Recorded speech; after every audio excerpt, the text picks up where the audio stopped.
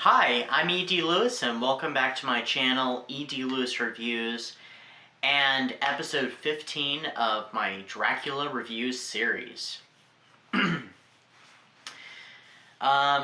Before we get started, make sure you hit that like, that subscribe, and that little bell so you get notifications on my latest videos, as well as also make sure to leave a comment at the end of the video. So, the last time I talked about a Dracula TV series, it was NBC's Dracula. Now we're doing BBC's Dracula, not to be confused with the BBC miniseries from the late 70s called Count Dracula, which I talked about in the first video of this series during my review of Dracula by Bram Stoker. We are now talking about the 3-episode television series that came out in 2020, and you can watch on Netflix, by the way. I think it went directly from BBC, and then it went straight to Netflix. So, anyway, so the show was written by Mark Gatiss and Stephen Moffat. It was directed by John Campbell, Damon Thomas, and Paul McGuigan. I hope I'm pronouncing that correctly. I did look up a couple names beforehand just to make sure I was pronouncing them right, and I hope those are the right pronunciations. And it stars Claes Bang as Dracula and Dolly Wells as Van Helsing. Actually, 2 different Van Helsings, and we'll get to that. Now, I will say this video will have some minor spoilers. Sorry, I just bumped my camera stand. But I will keep most of it ambiguous and as spoiler-free as I can. So, the reason why I only mention those 2 is because those are the only 2 in every single episode, all 3 episodes. And this show is, for the most part, a pretty faithful adaptation and also re-envisionment of the novel itself. Whereas NBC's Dracula used it more for inspiration and made it a completely Victorian drama. This does do some time jumping, and that's all I'm gonna. Well, I might say a little bit more on that a little bit later. So the series literally tells the story of Dracula. So we get Jonathan Harker's account. We get Dracula facing off against Van Helsing more than once, and we get to to England and to London and Whitby. So, I mean, you get the same, you get that general premise. Now, the way it's told is a little different. It's done in 3 episodes, right? So, episode 1 is, it's about Jonathan Harker's narrative, and we're introduced to Dracula and a few of the characters. There are characters from the book in each part, in varying degrees. But, you really only see those characters in each episode. Now, of course, there are Dracula and Van Helsing who appear in all 3. So the first episode follows Jonathan Harker he has escaped Dracula's castle. He has arrived at this convent, and he is recounting his experience with Dracula. So we get to see all his experience, and he is not the same man as when he got there, because he looks completely different. He looks like he's been through hell, and he's recounting it to these 2 nuns. I cannot give the identity of both nuns, but I will give you the identity of one of them, and one of them is Sister Agatha Van Helsing. Yes, Van Helsing is a nun in this, and I do believe Sister Agatha is a character in the original novel, but I love how they blended it with Van Helsing, and I love this interpretation of Van Helsing, absolutely.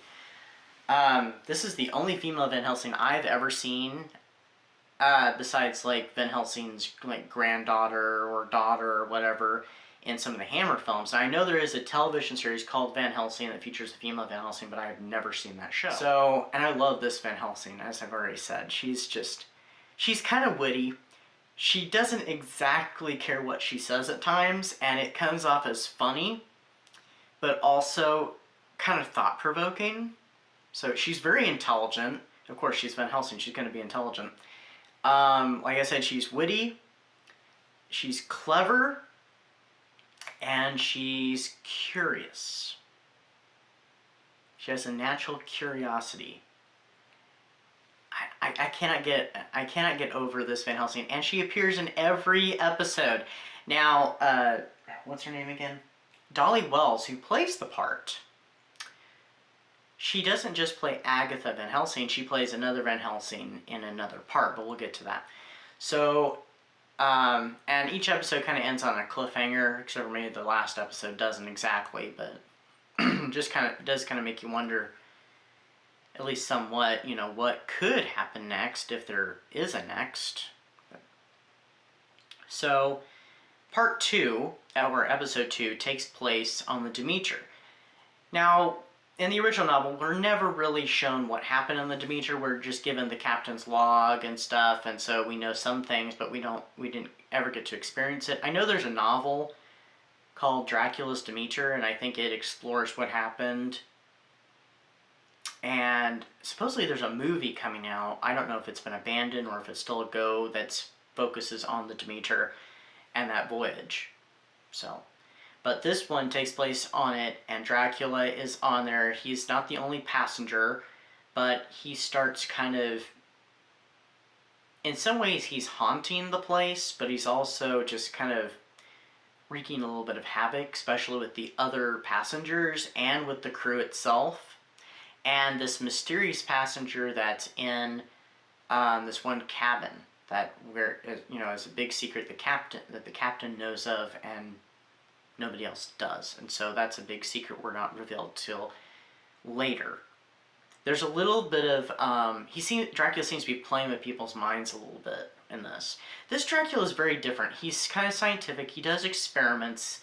He's a little sadistic and a little twisted, but he's just a little different. Especially, he seems to have, Dracula is known in the novel to be interested in science and kind of the modern stuff, which of course we were given that detail by Bram Stoker, that he was a alchemist a long time ago and kind of a philosopher and all that. But we really get to see some of that in this adaptation of Dracula. And also he kind of appears in the traditional Dracula-like garb and stuff and appearance, so he's kind of like that, you kind of get with like the images of like Bela Lugosi and even Christopher Lee. You have that same suave look to him. And part 2 does have a cliffhanger that leads directly into part 3, or episode 3. Episode 3, we do a little time jump. Dracula has arrived. Spoiler alert, Dracula has arrived in London in part 3.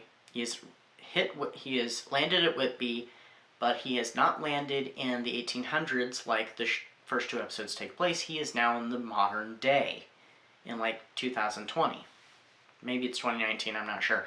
But he has arrived in the modern day, and he is getting used to modern technology and the modern world while also doing his thing in London. We meet Lucy and we meet Dr. Seward, some of the characters we had not met yet,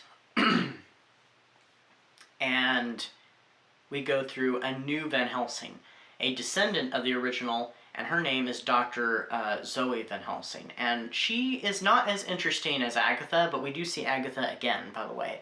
I can't tell you how. And I do like her too, but she has a secret of her own. But you'll have to watch to find that out. And we even learned something new about Dracula, some new things about Dracula in general throughout this series, and it all comes to a head in episode 3. Kind of like it's like a trilogy in many ways. It works, all 3 episodes work like a trilogy. I would give this show, hold on for a moment. When I first heard about this show, I was skeptical. Of course, I'm a big fan of NBC's Dracula, so I was a little skeptical about this one. I heard some things about it, but not much. And so I'm like, I don't know. And so I finally decided to watch it on Netflix. I'm so glad I did. I watched the first 2 episodes, and I started episode 3 and didn't finish it for a really long time, because there was some stuff that was going on, and then I was moving and stuff, and I finally got to finish it earlier this year, some months ago, And I may watch it again this October, by the way. So it'd be perfect time to watch it, you know, for Halloween. So let me say what I would rate the show. Originally, I probably wouldn't have thought I would be rating it a 5-star. Maybe it's 4 to 4.5, but I'm going to go ahead and give it 5. So 5 stars, 4.5, somewhere in there. It was that good. I actually really enjoyed it, and I heard that they weren't sure if it was going to come back for a second season or not. Clearly it hasn't, but now it's been 2 years, so clearly it must not be returning. But at the end, I kind of felt like the end was very final. I know Dracula's been known to return, you know, through all these sequels. If you've seen the Hammer films, you've seen him return so many times, it's not even funny. And, you know, so who knows? Maybe we'll get a second season at some point, but I'm kind of doubtful about that. And I think it should probably just stay that way, because they did the Dracula novel, and we saw all, you know, pretty much, you know, the main characters in different interpretations than we had before, and I think it was brilliantly done. So I highly recommend BBC's Dracula. You can check it out on Netflix. I don't know if you can check it out anywhere else, but yeah, so highly recommend it. And that is my Dracula review for this episode. So check out my previous episodes, including I, Dracula, and I think I know what the next episode's going to be, so stay tuned for that. And I hope everybody's enjoying their September, and yeah, so I'll see you soon. Stay safe, stay spooky, and I'll see you very soon. Bye-bye.